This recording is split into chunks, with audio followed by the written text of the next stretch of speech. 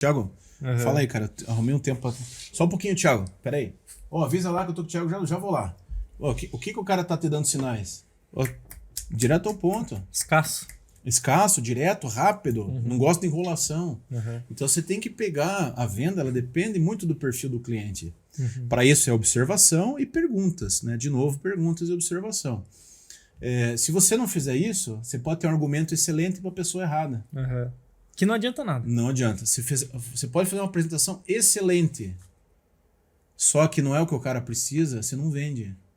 Foi um argumento muito bom, mas para a pessoa errada, entende? Por isso que a primeira coisa que você faz quando você vai vender, vendas são 8 passos, né? Começa na prospecção, termina lá no pós-venda. Antes da proposta de valor, tem o levantamento de necessidade. Se eu não ouvir bem o cara, se eu não perguntar, fizer pergunta inteligente pro cara, eu não levanto a necessidade do cara. Aí eu vou criar uma proposta de valor fraca e não vendo. Entende? É uma cadeia, do né? marketing lá. Se você não fizer essa escuta bem feita, você não vende. Vender também é muito mais escutar do que Mais saber escutar e falar, perguntar do que falar. Muito mais. Até porque quando você fala muito, você perde força. Negociação é tempo, informação e poder. Se você falar muito, você dá tempo, informação e poder para o teu comprador. Você corre o risco de falar uma coisa que tá te perdendo força de venda. Olha, cara, eu tô aqui e tal. Exemplo. É muito legal falar com você, a gente tá começando agora, nós estamos com tempo livre e tal, vai ser legal te atender. E não confundindo ser assertivo com ser, talvez, muito firme direto ao ponto, né? É uma forma de abordagem onde você é específico onde você quer chegar, mas não necessariamente, como você falou ali, vamos direto ao ponto que eu tenho que resolver outras coisas. Não. É o direto à venda, né? O processo de venda. Mas quando você viu que eu falei da agência, eu tô começando e tô com tempo livre, isso aí o cara pode entender como inexperiência e desespero para fechar. Sim. Você falou uma coisa que não precisava falar, por exemplo. Ele não precisava saber também, não precisava se for real. Não precisava saber. Quando que eu vou pro fechamento de venda? Quando vem o primeiro sinal de compra. O que é sinal de compra? Perguntas sobre pagamento, perguntas sobre prazo, perguntas quando você começaria o trabalho, quando você termina, quanto tempo você levaria. Tudo isso é sinal de compra. Aí eu vou pro fechamento. Entende? Entendi. Porque tem gente que faz uma apresentação excelente também, o cara tá pronto para fechar e vai embora. É tipo o cara na balada, a menina já tá assim, ó. Eu só quero um beijo. E o cara falou, ó, pega meu cartão aí, qualquer coisa você me liga.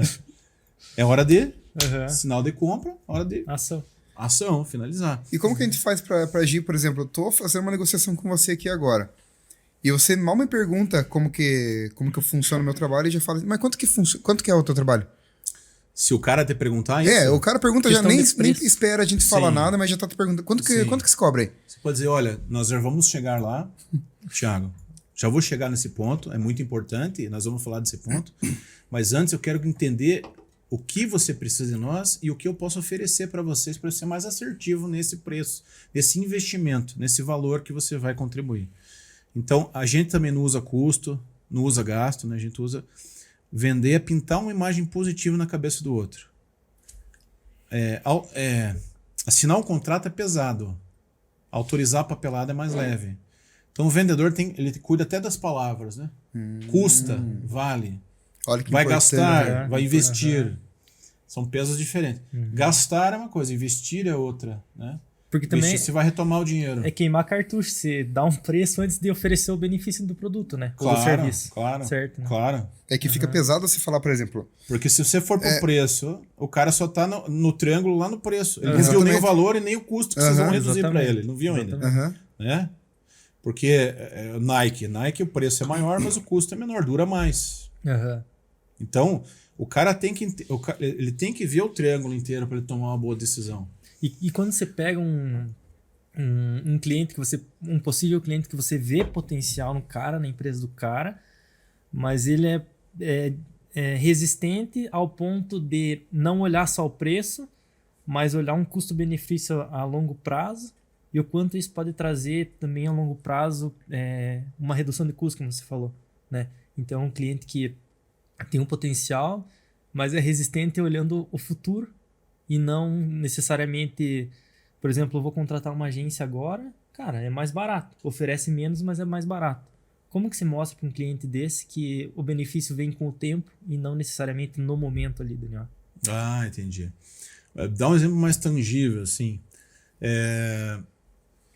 O que mais Ó, acontece, Me no, dá por um exemplo, numa produto, agência? assim, pra Ó, gente por exemplo, conseguir. assim, Construindo um Vencedor, né? Motivação para superar desafios.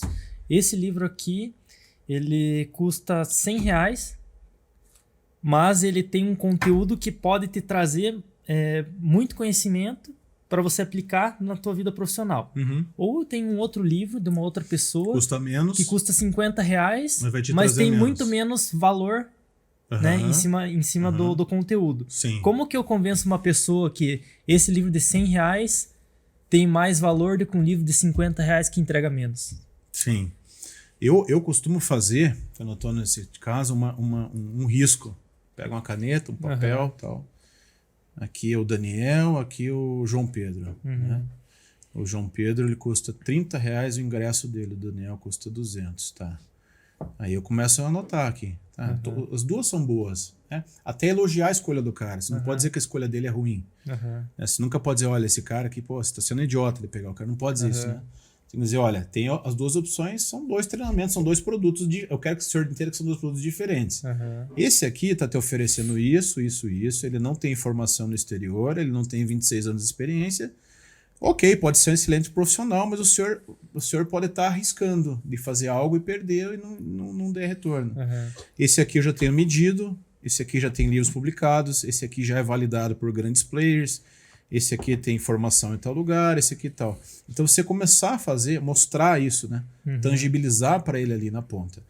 Agora é importante você entender o seguinte, às vezes o cara quer aquele mínimo mesmo, falando em produto.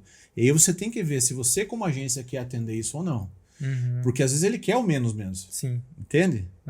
Ele não quer o mais, ele quer o menos mesmo. Cara, eu não quero isso que você está me oferecendo. Para mim não é valor. Então, não precisa de tudo isso. Não preciso de tudo isso. Você está me dizendo que eu preciso, mas eu não preciso. Eu sinto que eu não preciso.